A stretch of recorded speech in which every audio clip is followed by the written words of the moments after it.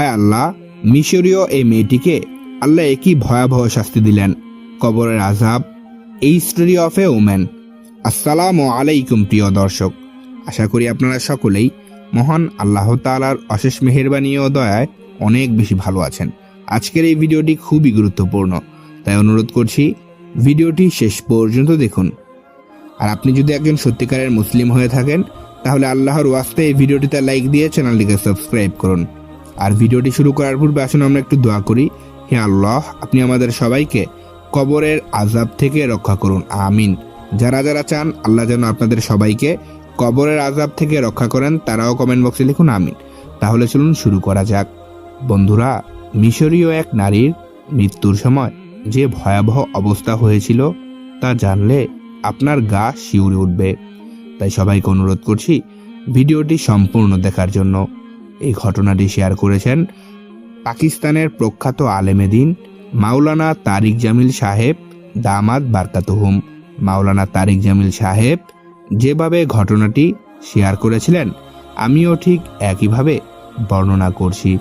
মাওলানা তারিক জামিল সাহেব বলেন, Kuwait Iraq যুদ্ধের সময় মিশরে চলে যাওয়া আমার এক বন্ধু আমাকে একটি বিস্ময়কর ঘটনা জানিয়েছে। সে বলল, আমি লাশদের গোসল এবং কাফন দাফনের কাজ করতাম। মিশরে যাওয়ার পর আমার পরিচয় জেনে এক মিশরীয় নারীর গোসল এবং কাফন দাফনের কাজে সহায়তা করার জন্য আমাকে ডাকা হয়েছিল। কবরস্থানের এক নির্দিষ্ট জায়গায় মৃত নারীকে গোসলের ব্যবস্থা করা হয়েছিল। আমি দেখলাম ভয়াত 4 জন নারী বের হয়ে এলো এবং আমাকে ভিতরে যেতে বলল। আমি বললাম, একজন পুরুষের পক্ষে মৃত নারীকে গোসল দেওয়া কোনোভাবেই জায়েজ নয়, আমি যেতে পারবো না। যে 4 জন নারী দ্রুত বেরিয়ে এসেছিল তারা বলল, মৃতের চেহারা অসম্ভব রকমের কালো এবং কুৎসিত হয়ে গেছে, আর তার দেহ এত ভারী হয়ে গেছে যে আর নাড়ানো যাচ্ছে না। এ সময় ভিতরে গোসলের কাজে নিয়োজিত অন্য একজন নারী বেরিয়ে এসে একই কথা জানালেন। আমি বললাম, যেভাবেই হোক গোসল দেওয়ার কাজ আপনিই করুন। গোসল দেওয়ার এবং কাপড় পরিধান করানোর পর মহিলা বের হয়েছে বললেন, এবার আপনারা লাশ কবরস্থানে নিয়ে যান। বিশ্বাস করবেন কিনা জানি না, মহিলার লাশ এত ভারী ছিল যে আমরা 11 জন পুরুষ খাটিয়া তুলে সেই মহিলার লাশ কবরস্থানে নিয়ে গেলাম। মিশরের কবর করা হয় কামরার মতো, সেই কবর হয় অনেক গভীর। ফিরি দিয়ে সেই কবরে লাশ নামানো হয়, লাশের উপরে মাটি চাপা দেওয়া হয় না। কবরের কামরার বাইরের দিকে দরজা লাগানো হয়। সিঁড়ি বেয়ে কবরে নেমে আমরা কবরে লাশ রাখলাম। হঠাৎ লাশের আকৃতি বড় হয়ে গেল। সেই মৃত নারীর হাত কর্কশ শব্দে ভেঙে যাওয়ার শব্দ শুনতে পারলাম।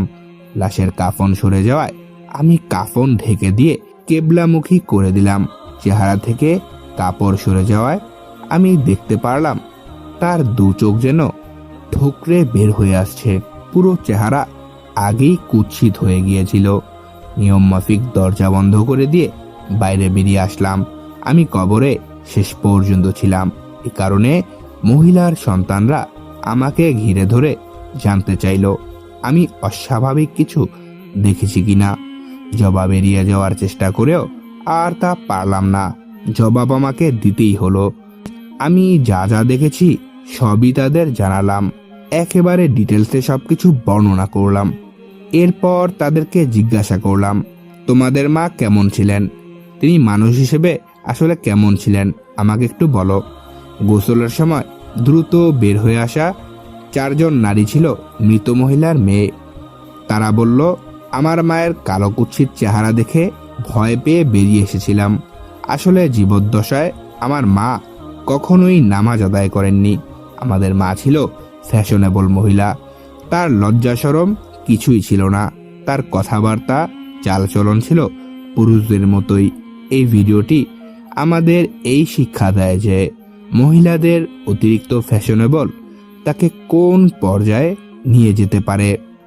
বন্ধুরা, ভিডিওটির সত্যতা নিয়ে সন্দিহান হলেও এই ভিডিওটিতে যেহেতু প্রতিটি নরনারীদের জন্য শিক্ষা রয়েছে, তাই আমি ভিডিওটি শেয়ার করলাম, যাতে করে আমাদের মা বোনেরা এই ভিডিও থেকে শিক্ষা গ্রহণ করতে পারে, পর্দাশীল নারী হতে পারে, ইসলামকে আঁকড়ে ধরতে পারে। তাই আমি এই ভিডিওটির সত্যতা নিয়ে সন্দিহান থাকা সত্ত্বেও এই ভিডিওটি আপনাদের মাঝে শেয়ার করলাম।